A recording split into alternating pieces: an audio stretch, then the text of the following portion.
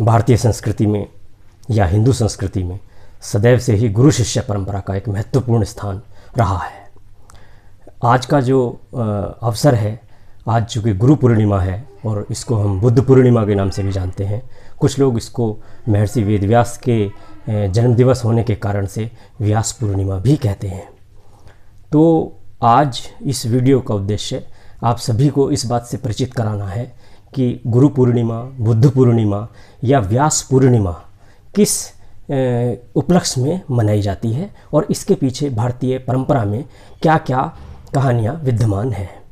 सबसे पहले अगर हम हिंदू संस्कृति की बात करें, देखिए मैं हिंदू संस्कृति शब्द का इस्तेमाल इसलिए कर रहा हूँ क्योंकि हिंदू आधुनिक अर्थों में जो धर्म की परिभाषा दी जाती है उस पर खरा नहीं उतरता। अर्थात हिंदू कोई धर्म नहीं है, बल्कि ये एक जीवन पद्धति है, ये एक सार्वभौम सांस्कृतिक का रूप है। तो अगर हम हिंदू संस्कृति के संदर्भ में बात करें तो हमें पता लगता है कि हिंदू संस्कृति के अंदर या वैदिक संस्कृति के अंदर गुरु शब्द आता है प्राचीन शास्त्रों से ही, और इस गुरु शब्द का जो अर्थ है ये संस्कृत की दो धातुओं से मिलकर बना है, गु और रूह। तो जो गु है उसका मतलब है अंधकार यानी कि डार्कनेस, और जो रूह है उसका तात्पर्य अंधकार को हटाकर प्रकाश की ओर ले जाने वाले व्यक्ति की ओर से है। अर्थात गुरु शब्द का अर्थ ही अंधकार से प्रकाश की तरफ ले जाने वाला व्यक्ति होता है। तो हिंदू संस्कृति के अंदर हम बात करें तो परंपरा के दृष्टिकोण से हमें पता चलता है कि हजारों वर्ष पूर्व हिमालय में एक आदि योगी प्रकट हुए, और जब लोगों को इस बात का पता चला तो उन्होंने वहाँ जा कर के उनको देखा तो वो आंख बंद करके बैठे रहते थे और किसी भी बात का प्रत्युत्तर नहीं देते थे। ऐसी स्थिति में धीरे धीरे लोग वहाँ से चलते चले आए, लेकिन 7 लोग वहीं उनके पास बैठ गए। कुछ समय बाद जो आदि गुरु थे, जिन्हें बाद में हम शिव का रूप मानते हैं यौगिक परंपरा में, उन्होंने आंखें खोली और उन्होंने उन 7 व्यक्तियों को पहला उपदेश दिया, और यह उपदेश ध्यान साधना के बारे में था। और उसके बाद उन्होंने पुनः अपनी आंखें बंद कर ली। तो परंपरा हमें ये बताती है कि उसके बाद 84 वर्षों के बाद उन्होंने पुनः आंखें खोली, और जब ये पाया कि वो 7 जो लोग जिन्हें उन्होंने शिक्षा दी थी प्रथम, वो अभी तक वहीं बैठे हुए हैं ध्यान साधना में, तो उन्होंने उनको सप्त ऋषि का दर्जा दिया और वो आदि योगी यानी शिव जी के प्रथम 7 शिष्य बने, जिन्हें भारतीय संस्कृति में सप्त ऋषि के नाम से हम जानते हैं। तो चूँकि जो गुरु परंपरा है ये आदि शिव यानी कि जो आदि योगी थे वो प्रथम गुरु बने, और उनके ये शिष्य जो कि सप्त ऋषि कहलाए प्रथम शिष्य बने, इसलिए गुरु और शिष्य परंपरा की भारतीय परंपरा में शुरुआत हुई। इसीलिए इसको हम गुरु पूर्णिमा के नाम से जानते हैं। दूसरी जो माइथोलॉजी में परंपरा में हमें बात मिलती है वो ये है कि जो महर्षि वेदव्यास हुए, जिन्होंने चारों वेदों का संकलित किया, चारों वेदों को संग्रह किया और उनको संकलित किया प्राचीन काल में, और उसके बाद उन्होंने भारत का जो दूसरा सबसे बड़ा महाकाव्य है महाभारत, उसकी रचना की। उनका जन्म भी आज ही के दिन हुआ। तो महर्षि वेदव्यास के जन्म दिवस होने के कारण से भी हम आज के दिन को गुरु पूर्णिमा के नाम से जानते हैं।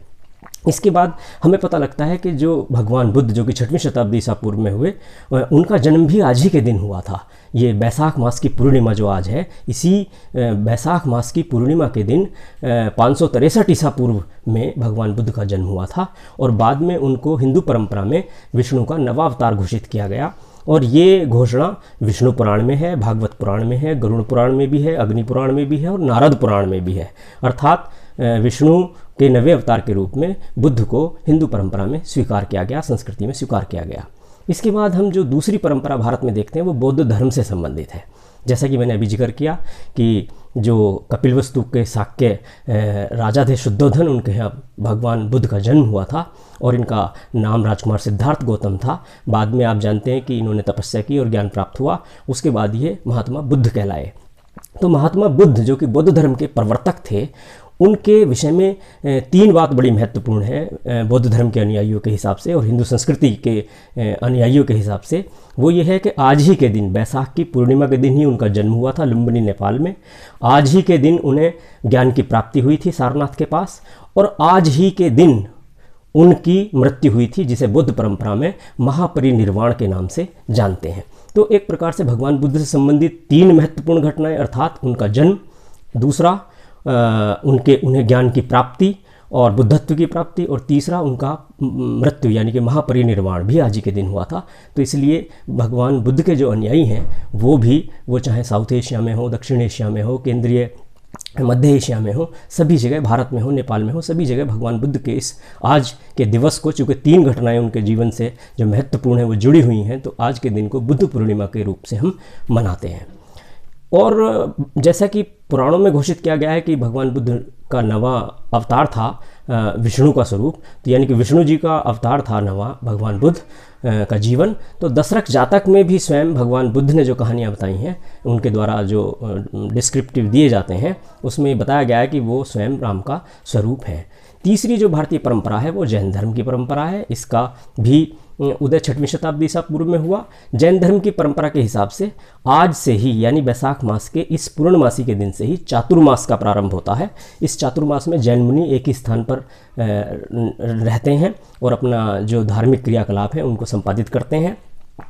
24वें तीर्थंकर महावीर स्वामी ने ज्ञान प्राप्ति के बाद आज ही के दिन इंद्रभूति गौतम नाम के व्यक्ति को जैन संघ का प्रथम गणधर नियुक्त किया था, और ये इंद्रभूति गौतम ही बाद में प्रथम शिष्य कहलाए भगवान महावीर के, और इनका बाद में नाम गौतम स्वामी पड़ गया था। तो एक प्रकार से चूँकि जैन संघ की शुरुआत भी महात्मा भगवान महावीर ने आज ही के दिन शुरू की थी, और ये संसार में मनुष्यों के उत्थान के लिए एक नए युग की शुरुआत मानी जाती है जैन परंपरा के अनुसार। इसलिए जैन लोग इसको आज के दिन को गुरु पूर्णिमा या जैन पूर्णिमा के नाम से भी जानते हैं। धन्यवाद।